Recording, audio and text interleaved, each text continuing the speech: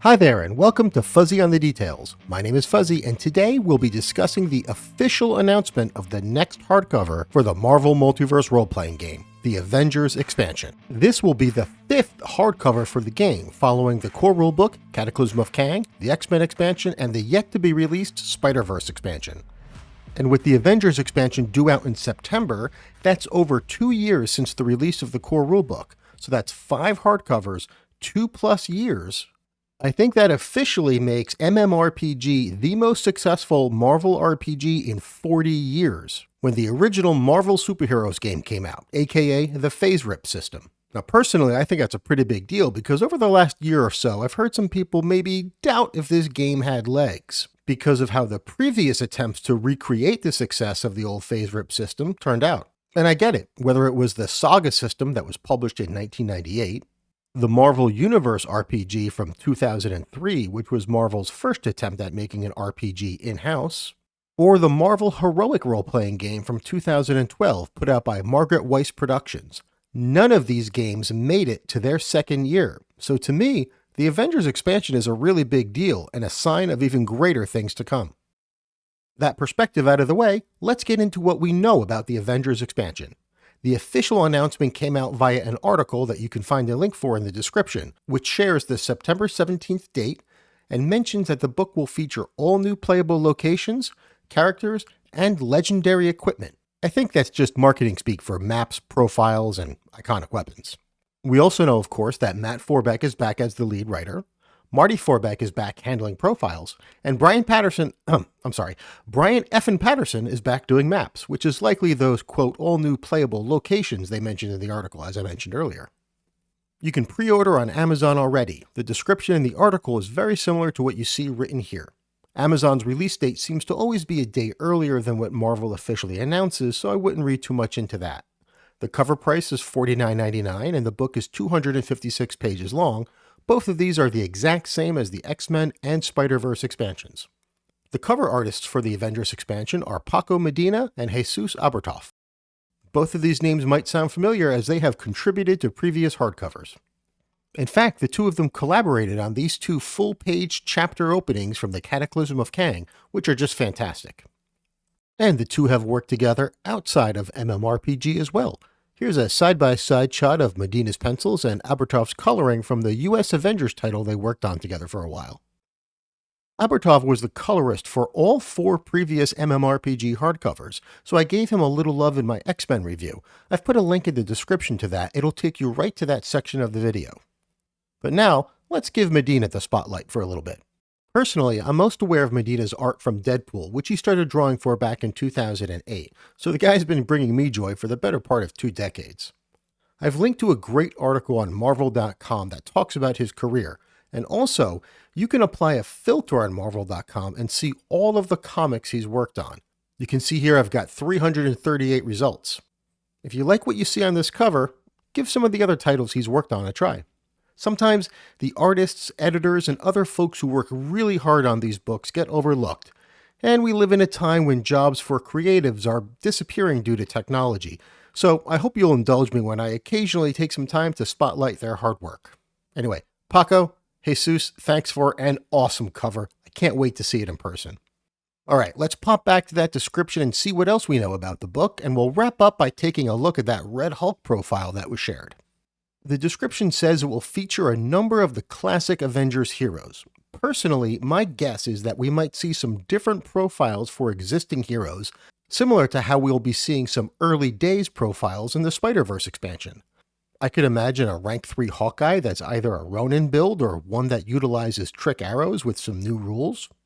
I could see a number of Iron Man builds based on his different suits, from an early days Mark I armor to a Hulkbuster. And I think that we might see builds for, say, Tony Stark, because we've already gotten a Bruce Banner build in the Rival supplement. I could even see a Black Widow build that takes more advantage of gadgets, or a Grey Hulk build. And for Thor, they might even kick it old school and give us a build that involves his original Donald Blake alter ego. I think hard rules on how to create iconic weapons will be a very welcome addition to the game. I've done a few videos on iconic weapons, and if you've seen them, you know I feel there are several weapons in the game that are well designed, like Daredevil's Billy Club, and others that are wildly underpowered, like Mjolnir. And I could see a profile like the Black Knight that will definitely benefit from this. Remember, we saw errata for Logan and Laura Kinney balancing their adamantium claws. I bet we'll see something similar for Thor. And maybe even some rules for Uru metal, which Mjolnir is made of, just like we got for adamantium. You may have seen my homebrew rules video for building headquarters, so you can bet I'm excited to see these new rules officially coming to the game. In addition to rules for building headquarters, we know that Brian Effin Patterson will be cooking up some awesome new maps for us. In addition to the Avengers Tower that is mentioned, we'll also almost certainly be getting the Avengers Compound, where the West Coast Avengers are based out of. And although it isn't mentioned here, I bet we'll probably get vehicles, including the Quinjet. And if we are really lucky, we'll get some love for the Great Lakes Avengers, and maybe some of their vehicles like Big Bertha's Bumper Buggy or Squirrel Girl's Squirrel-a-Gig. By the way, Big Bertha's Bumper Buggy is really hard to say. And the last little tease of things to come is rules on how to handle battles between large groups of foes. My video on boss battles was probably the most requested video I've had, so any new rules to support this in the game I think will really be welcomed by the community. Think of the large-scale battles we've seen in the MCU Avengers movies alone that would be pretty hard to recreate in the game right now. Whether it's Captain America and the Howling Commandos fighting Hydra, the Battle of New York, or the climax of Endgame. Rules to support these kinds of battles add a whole new layer to any combat. Okay, let's talk about Red Hulk. I rearranged the profile here just to make it more readable on screen. I also tried recreating this build in Demiplane, and I came up with one unused power slot.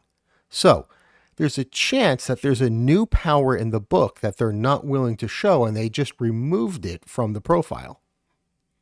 Now, just a wild guess, but it could be a version of elemental infusion that would work without a weapon, allowing Red Hulk to set enemies ablaze with his fists. Now, this could either be a new power or maybe a change to the existing elemental infusion that allows it to work with fists. By the way, for those of you who just saw Captain America Brave New World and maybe haven't read a lot of comics with Red Hulk in it, and you were wondering why this build has elemental burst and blast, well, I think Spidey says it all in this panel. If you're looking for another power to take with that extra slot before we get a clarification, you could give him Jump 3. After all, there's a moment in the comics where Red Hulk jumps into space while fighting Thor. So yeah, I'd say he's just as good at jumping as the Green Hulk is. Another thing to take note of is that the damage multipliers appear off, at least according to the rules we currently have. On the left is what was shared with us, and on the right is what you get when you recreate the build in Demiplane. Now, this could be a result of new rules for the characters with alternate forms. I guess we'll see in 7 months. So if you want to use the build as the rules today dictate, I have shared my link to the Demiplane build of Red Hulk with the extra slot left open to do with as you please. This way you can take advantage of him right away and not have him nerfed. So sound off in the comments, aside from Red Hulk, what other profiles are you hoping to see in the expansion? Here are a few of mine on screen, and Wonder Man is another one I really hope to see. Oh, and by the way, there is a ton of really good stuff happening on Blue Sky, as you saw earlier in the video, so if you're on that platform, give me a follow. And don't forget to check out the links in the descriptions to learn more about all the artists we discussed.